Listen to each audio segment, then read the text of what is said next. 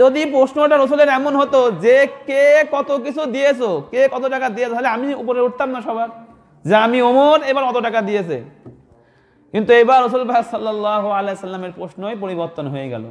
রসুল সাল্লাল্লাহু আলাইহি সাল্লাম দাঁড়িয়ে বললেন যে ইসলামের জন্য বাড়িতে কে কি রেখে আসছো এটা বলো। কথা কি বোঝা গেছে? যদি বলতো কে কত টাকা দিয়েছো, তাহলে ওমর রাদিয়াল্লাহু তাআলা উপরে উঠতে পারতেন। রসুলের প্রশ্ন কি হলো, কে কি রেখে আসতো। তো রেখে আসার প্রশ্ন যখন হবে, তখন তো ওমরকে বলতে হবে আমি অর্ধেক রেখে আসছি। আর আবু বকরকে জিজ্ঞেস করা হয় তুমি কি রেখে আসছো, বলে আমি কিছুই রেখে আসি না, সব কিছু নিয়ে আসছি। আর ওমর রাদিয়াল্লাহু তাআলা জিজ্ঞেস করলে কি বলবে, আমি তো অর্ধেক মাল নিয়ে আসছি, অর্ধেক তো মাল রেখে আসছি। তাবুক যুদ্ধের সময় আমার বোঝানোর উদ্দেশ্য কি, যে উত্তম কাজের মধ্যে একজন অন্যজনকে চ্যালেঞ্জ করা, একজন অন্যজনের আগে যাওয়ার চেষ্টা করা, এটা জায়েজ আছে। কিন্তু দুনিয়ার কোনো স্বার্থের কারণে, দুনিয়ার কোনো লোভের কারণে, দুনিয়ার কোনো কিছুকে অর্জন করার কারণে আপনি একজন অন্যজনের সাথে প্রতিযোগিতা করা কি নাই, জায়েজ নেই। একজনের বললাম যে এটা, একজনের একটা বাড়ি আছে, আপনিও বাড়ি করার জন্য পাগল হয়ে গেলেন। একজনের গাড়ি কিনছে, আপনিও গাড়ি কেনার জন্য পাগল হয়ে গেলেন। এগুলো কিনা ইসলামের মধ্যে জায়েজ নাই। একজন মসজিদে 1000 টাকা দান করছে, আপনি 2000 টাকা দান করতে পারেন, কিন্তু উদ্দেশ্য থাকতে হবে কি, আল্লাহ সন্তুষ্ট, মনের মধ্যে কোনো তাকাব্বুর থাকা যাবে না। ঠিক সেই ধরনেরই একটা ঘটনা তাবুক যুদ্ধের মধ্যে ওমর রাদিয়াল্লাহু তাআলা আনহু এবং আবু বকর রাদিয়াল্লাহু তাআলা আনহু। আবু বকর রাদিয়াল্লাহু তাআলা আনহুর কথা আসলে আপনারা বুঝে যান যে তার জীবনের সর্বোচ্চ, তার দোকান, তার বিজনেস, তার অর্থ, তার জীবনের সমস্ত কিছু কোথায় বিলিয়ে দিয়েছেন, আল্লাহর জন্য, ইসলামের জন্য। এ কথা মানে আবু বকরের সাথে এই কথাগুলো মুখে মুখে মুখে মুখে এখন কি হয়ে গেছে, প্রসিদ্ধ হয়ে গিয়েছে। আবু বকর বললেই, নামই এমন একটা নাম, বললেই সবাই বোঝে এটা ইসলামের জন্য এটার ত্যাগ কতটুকু। ঠিক সেই আবু বকর রাদিয়াল্লাহু তাআলা আনহুর সাথে হযরত ওমর ইবনুল খাত্তাব, ওমরে ফারুক, যার হুঙ্কার দেখে শয়তানও কি করতো, ভয় পেত। যে রাস্তা দিয়ে সে যাইতো, সেই রাস্তায় শয়তান হাঁটতে চাইতো না, অন্য রাস্তা পরিবর্তন করে দিত। সেই ওমর রাদিয়াল্লাহু তাআলা আনহু তাবুক যুদ্ধের সময়, যে সময় ওমর রাদিয়াল্লাহু আনহু বলেন আমার কাছে তাবুক যুদ্ধের সময় অনেক অর্থ ছিল। যারা ব্যবসায়িক থাকে তাদের হাতে তো সবসময় টাকা থাকে না, কোনো সময় চালানের মধ্যে লেগে যায় থাকে, কোনো সময় টাকা কোনো জায়গায় আটকায় থাকে, কোনো সময় হাতে কিছু টাকা থাকে। তো ওমর রাদিয়াল্লাহু তাআলা আনহু বলেন যে তাবুক যুদ্ধের সময় আমার কাছে খুব টাকা ছিল, আমার হাতে অনেক টাকা ছিল। তো আমার মনে মনে চিন্তা ছিল আমি আবু বকরকে এবার পিছনে ফেলবই। আমার গল্পটা কোথায়, উত্তম কাজে প্রতিযোগিতা করা বৈধ আছে, এটা বোঝানোর জন্য বলছি।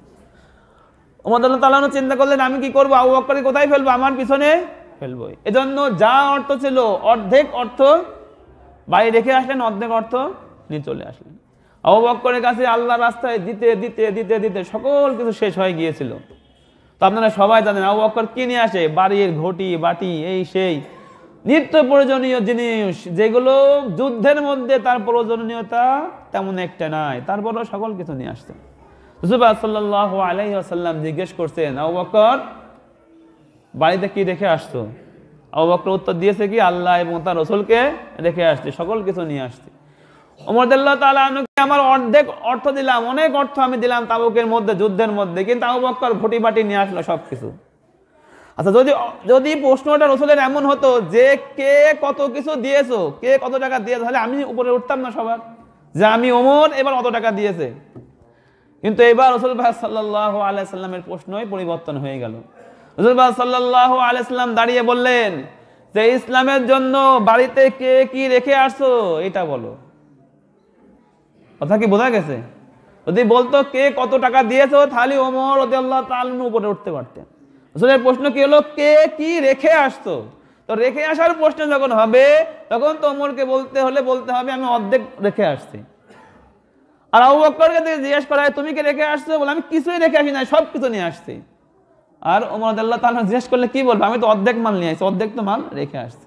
মানে কোয়ান্টিটি, মানে তার পরিমাণটা মালের বেশি হইলেও তার যে পারপাস, তার যে ব্যাকগ্রাউন্ড, সেই ক্ষেত্রে আবু বকর রাদিয়াল্লাহু তাআলা আনহু আবারও ওমর রাদিয়াল্লাহু তাআলা আনহুকে মাত দিয়ে জিতে চলে গেলেন।